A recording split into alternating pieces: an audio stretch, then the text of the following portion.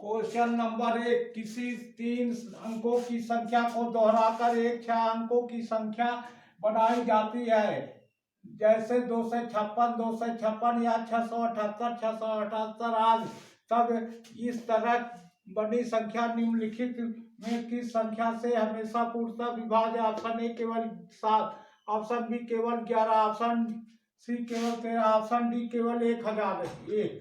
256 में पहले 256 का गुणनखंड निकालते हैं। तो 256 में 256 का भाग देंगे, तो 256 में 256 भाग देंगे तो 1 आएगा। 2 में 256 भाग देंगे 0 आएगा। 25 में 56 भाग देंगे 0 आएगा।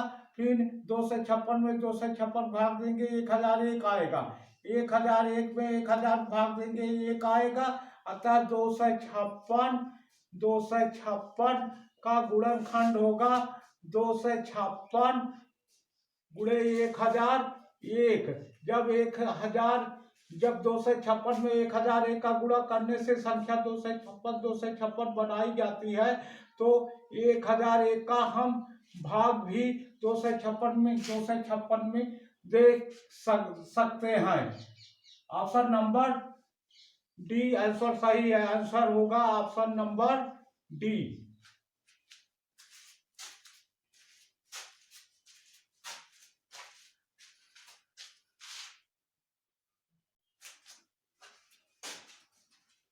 क्वेश्चन नंबर 2, एक संख्या में दूसरी संख्या से भाग देने पर भागफल 3 प्राप्त होता है, जबकि दोनों संख्याओं का गुणनफल 6075 है। छोटी संख्या है।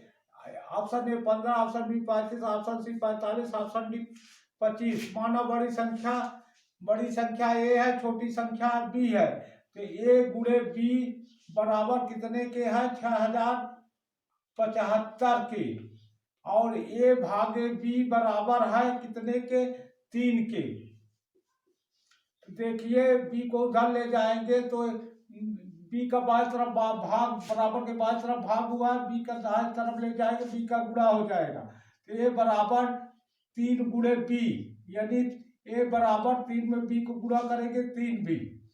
तो यहाँ ए बराबर 3 बी के। तो देखिए ए गुणे बी, ए की जगह हम 3 बी लिख सकते हैं क्योंकि ये बराबर 3 बी। तो ए की जगह 3 बी लिख सकते हैं। गुणे बी बराबर 6075। 3 से काट दीजिए। 3 दूनी 6, 3 शून्य 3 दूनी 6, 3 पचे 15। बी घाते 1, बी घाते 2 बराबर हो गया 2025।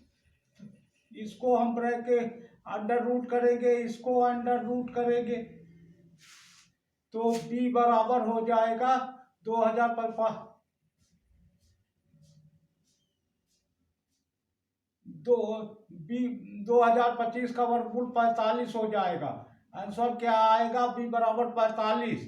तो b छोटी संख्या है, तो आंसर होगा ऑप्शन नंबर सी। आंसर होगा ऑप्शन नंबर सी।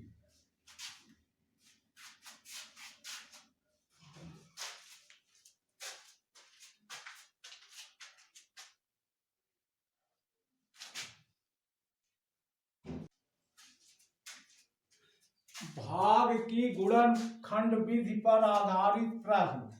किसी संख्या को 3 से भाग देने पर शेषफल 1 आता है। जब इस भागफल को 2 से भाग दिया जाता है तो शेषफल 1 आता है। यदि प्रारंभिक संख्या को 6 से भाग दिया जाए तो शेषफल क्या प्राप्त होगा? Option A 3, option B 4, option C 5, option D 2।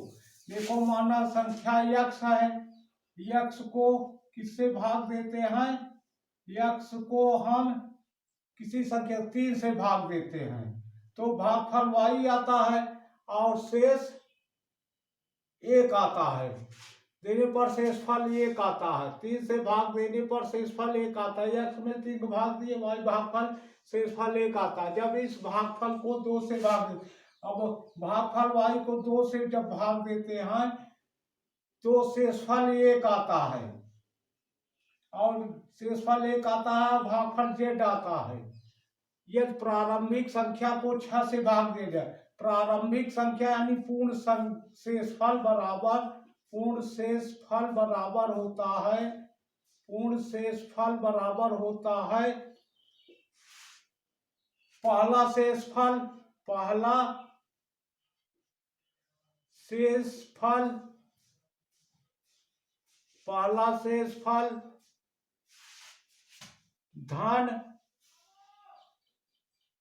दूसरा शेषफल, दूसरा शेषफल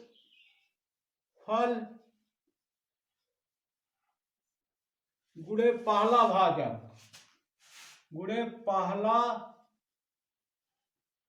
भाजक।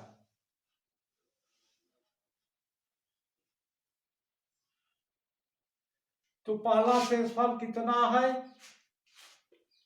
1 है, धन दूसरा शेषफल 1 है, गुणे पहला भाजक कितना है? 3 है। 1 धन 3 के 3 बराबर 4। 4 संख्या आती है, यदि प्रारंभिक संख्या में 6 से भाग दे तो शेषफल क्या होगा? अब 4 प्रारंभिक संख्या है, 4 में 6 का भाग देंगे तो शेषफल 4 ही आएगा। ऑप्शन नंबर बी सही है, आंसर होगा ऑप्शन नंबर बी।